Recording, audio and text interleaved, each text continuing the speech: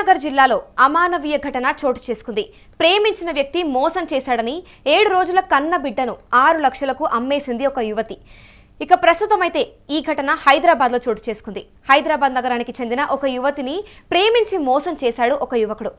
ఇక ప్రస్తుతం అయితే దీంతో ఆమెకు బిడ్డ పుట్టగానే పోషించే స్తోమత లేక విక్రయించాలని నిర్ణయించుకుంది ఆ యువతి. ఇక 12 మంది మధ్యవర్తుల సహాయంతో కరీంనగర్ జిల్లా గన్నేరువరం మండలం చాకలివానిపల్లె గ్రామానికి చెందిన బామండ్ల రాయమల్లు లతా దంపతులకు 6 లక్షలకు విక్రయించింది ఆ తల్లి. ఇక బాలల పరిరక్షణ కమిటీ ద్వారా సమాచారం అందుకొని శిశువును మాతా శిశు కేంద్రానికి తరలించారు. 15 మంది పైన కేసు నమోదు చేసి పోలీసులు దర్యాప్తు చేపడుతున్నారు. ఇక ఒక్కసారి ఆ విజువల్స్ చూద్దాం.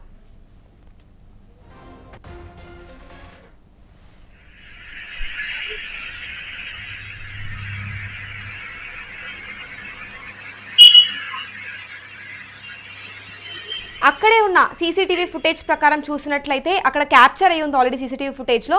ఆ తల్లి 7 రోజుల ఒక బిడ్డను చేతిలో పట్టుకొని అక్కడ తీసుకొని వెళ్తూ ఉండడం మనం క్లియర్గా చూడొచ్చు సీసీటీవీ ఫుటేజ్లో. ఇక ప్రస్తుతానికైతే ఈ సంఘటన హైదరాబాద్లో చోటు చేసుకుంది. పెంచే స్తోమత లేకే తను ఇలా బిడ్డను విక్రయించిందని కూడా మనకు క్లియర్గా తెలుస్తోంది. ఇప్పుడు ఒకసారి డీటెయిల్స్ చూసుకుంటే కరీంనగర్ సాయినగర్లోని ఒక ఆసుపత్రి వద్ద మగ శిశువును విక్రయించింది ఒక తల్లి. ఇక కొనుగోలు చేసిన దంపతులతో పాటు మధ్యవర్తులపై కూడా కేసు నమోదు చేసినట్లుగా కూడా 2 టౌన్ పోలీసులు తెలిపారు. ఇక వారి వివరాల ప్రకారం కరీంనగర్లోని సాయిబాబా ఆలయం వద్ద ఉన్న ఆసుపత్రిలో ఆ బాలుడిని 6 లక్షలకు విక్రయిస్తున్నారని ఇక గురువారం రాత్రి చైల్డ్ హెల్ప్ లైన్ 1098కు కాల్ చేశారు. దాని తర్వాత సంబంధిత అధికారులు అయితే 2 టౌన్ పోలీసులకు సమాచారం ఇచ్చారు.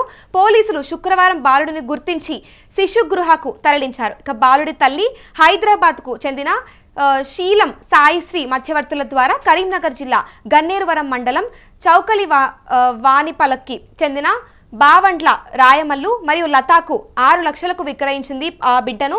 ఇక పోలీసులు అయితే పేర్కొన్నారు దీని గురించి. ఇక జిల్లా చైల్డ్ ప్రొటెక్షన్ యూనిట్ అధికారి జోగు తిరుపతి ఫిర్యాదుతో పాటు ఈ కేసు అయితే నమోదు చేసినట్టు తెలుస్తోంది. ఇక ప్రస్తుతం చూసుకున్నట్లయితే ప్రేమించి పెళ్లి చేసుకున్న అతను ఈవిడను మోసం చేశారని చెప్పేసి ఇక పెంచే స్తోమత లేక కూడా ఆ తల్లి బిడ్డను 6 లక్షలకు విక్రయించిందని కూడా తెలుస్తోంది క్లియర్గా.